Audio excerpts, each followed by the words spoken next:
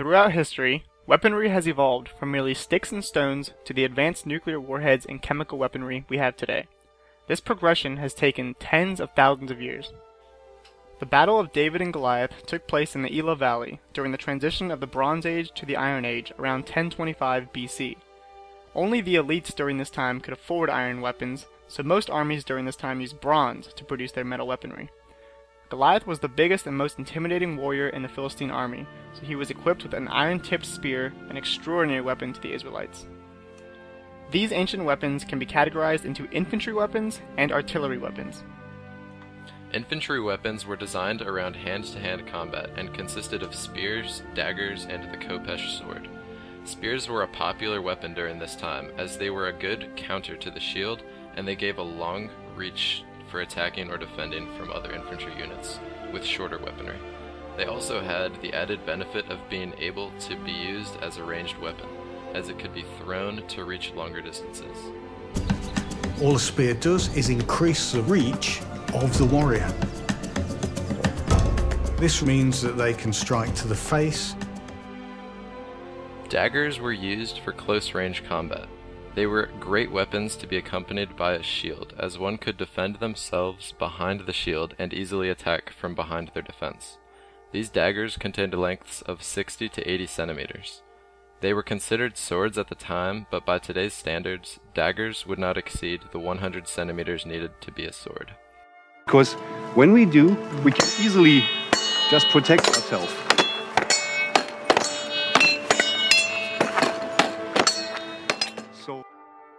The most common sword during this era was the khopesh sword, or modernly known as the sickle sword. The blade was curved with a single sharpened edge, used for slicing and slashing. The khopesh was an adaptation of a similar crescent-shaped battle axe, but the khopesh is in no way an axe. From my shoulder, and it's also got this little hook, so I can get in, I can hook an enemy's shield, bring it down and jab him in the face, and if that hasn't done it, slash open his jaw.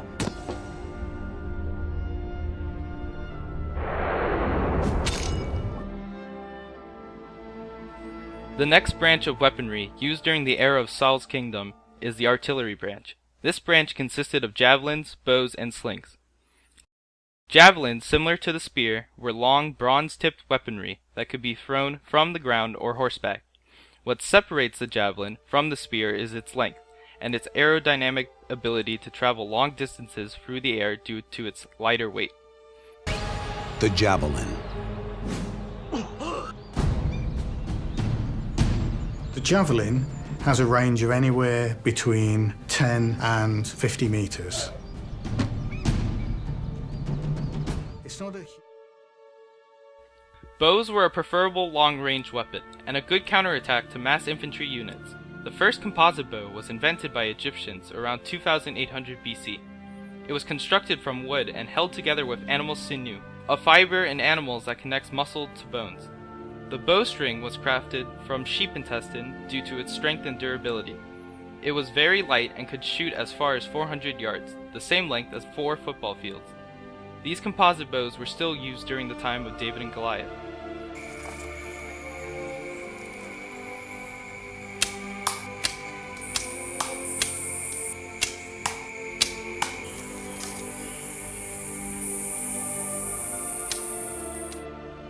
The sling was the primary weapon in the artillery branch of ancient warriors. It was able to pierce through armor, unlike arrows of that time. Slingers would carry a pouch full of carved stones or baked clay. The projectiles would be as spherical as possible to improve range and precision. Slingers also had better precision from longer distances than archers did, which is why the sling was the most popular ranged weapon during this time.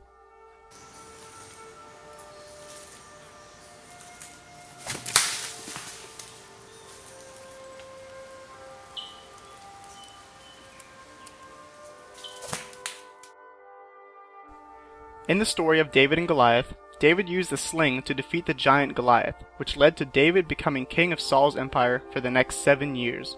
Goliath was an infantry warrior, equipped with bronze armor and an iron-tipped spear, and David merely had a shepherd's staff, a sling, and a couple stones in his hand. While David's victory may seem like an unlikely outcome, slings were actually very successful against infantry warriors. David had a large advantage during this fight, with the ability to attack from a far distance and precisely target an unarmored part of Goliath's body. The weapons used during this fight show that, contrary to popular belief, this was not an underdog story, but merely a fight between a well-equipped slinger and an infantry warrior at a large disadvantage.